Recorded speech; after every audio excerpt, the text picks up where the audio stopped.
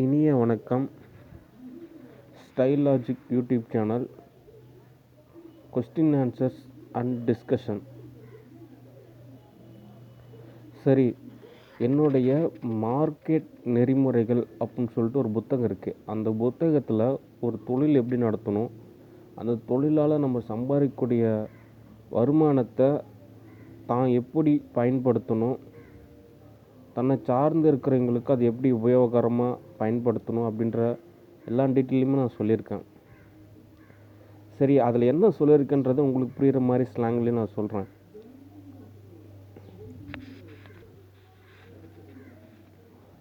Modi, actress Nayanthara, அப்புறம் இந்த கீர்த்தி சுரேஷ், இவங்களுக்கு கிடைச்ச வெகுமதி எல்லாமே பார்த்திங்கன்னா அவங்களுக்கு கொடுக்கப்பட்டதில்லை, மற்றவங்களுக்கு கொடுக்கப்படணுங்கிறதுக்காக அவங்களுக்கு கொடுக்கப்பட்டதை அவங்க தனக்குத்தானே வச்சுக்கிட்டாங்க. இதனால் என்ன கர்ம வினை அப்படின்னா, அவங்களோட லைஃப்லேயே ஹாப்பினஸ் அந்த பர்சன்டேஜ் எடுத்து பார்த்தோம்னாலே தெரியும், அதில் ரொம்ப டவுனாக இருக்கும். ஓகே, அப்போது ஒருத்தருக்கு நமக்கு கிடைக்கக்கூடிய பணத்தை தனக்கு எவ்வளோ கர்மா இருக்கோ அதை வச்சுக்கிட்டு மிச்சத்தை மற்றவங்களுக்கு கொடுக்கணும். ஓகேவா? ஆனால் இது மற்றவங்களுக்கு கொடுக்காமல் தனக்குத்தானே வச்சுக்கும் போது தான் எரர் ஏற்படும். இன்னும் புரிகிற மாதிரி உதாரணத்துக்கு சொல்லணும்னா, ஸ்கூலில் நம்ம இன்னும் சிலபஸ் தான் சொல்லி தருவாங்க. ஆனால் வாழ்க்கையில் சில நற்பண்புகள்லாம் நம்ம சில நபர்கள்ட்டேருந்து தான் கற்றுக்கணும். ஓகே, இன்னும் புரிகிற மாதிரியே சொல்லணுமா, என்னுடைய பிரதர் ஒருத்தர் இருக்கார், கண்ணன் அப்படின்னு சொல்லிட்டு. நல்ல கேரக்டர் தான். அவருக்கு என்ன எரர் அப்படின்னா, அவருக்கு கிடைக்கக்கூடிய பெனிஃபிட் எல்லாம் பார்த்திங்கன்னா என்கிட்ட கொடுக்கப்படணுங்கிறதுக்காக கொடுக்கப்படுறது தான் அவருக்கு கிடைக்கக்கூடிய பெனிஃபிட் எல்லாமே. ஆனால் அவர் என்ன பண்ணுவார் அப்படின்னா, தனக்கு ஒரு பெனிஃபிட் கிடைச்சா அதை தானே முழுசாக வச்சுக்கிட்டு என்னை நிராகரிச்சிருவார். அதுதான் அவர் பண்ணுற மிகப்பெரிய தவறு. இப்போ சினிமாவில் கூட கிருஷ்ணா ஸ்டூடியோவில் ஏன் சேர்த்துக்கிறது இல்லை அப்படின்னா,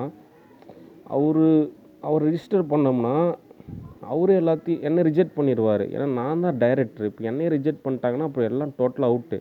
ப்ரொடியூசர்லேருந்து யாரும் வரமாட்டாங்க. இதுக்கு இன்னொரு உதாரணமும் சொல்கிறேன். நான் சென்னை ஒரு டைம் வந்தபோது ஒரு ரூம்மேட்டில் தங்கியிருந்தேன். என் ஃப்ரெண்டோட ரூம்மேட்டு தான். அவருடைய தாம்பரம் பக்கத்தில் இருக்கக்கூடிய ஒரு வீடு, அங்கே போய் ஸ்டே பண்ணியிருந்தேன். காஞ்சனா 4 அப்படின்னு சொல்லிட்டு ஒரு படம்.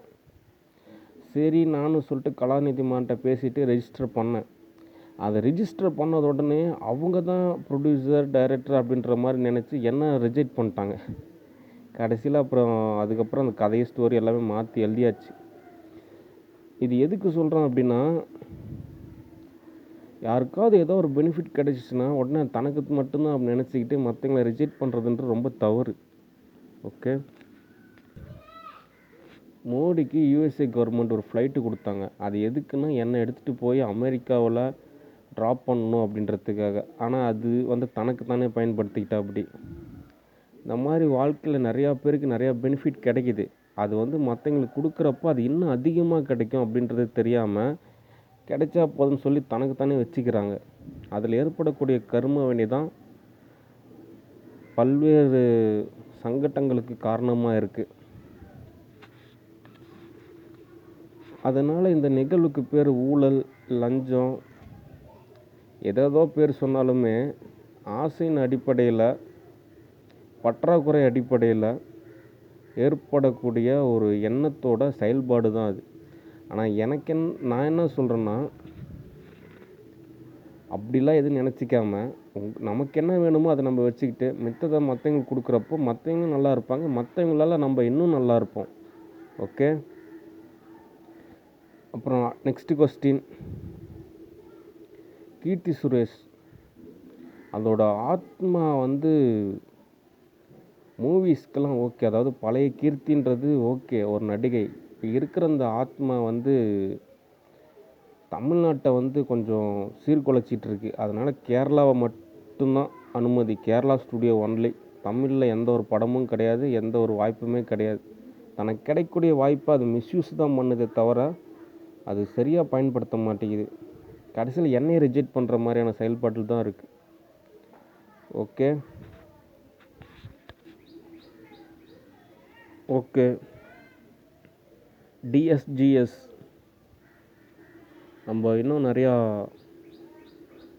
எலக்ட்ரானிக் கேஜெட்ஸ் திங்ஸ் எல்லாம் வாங்கணும்.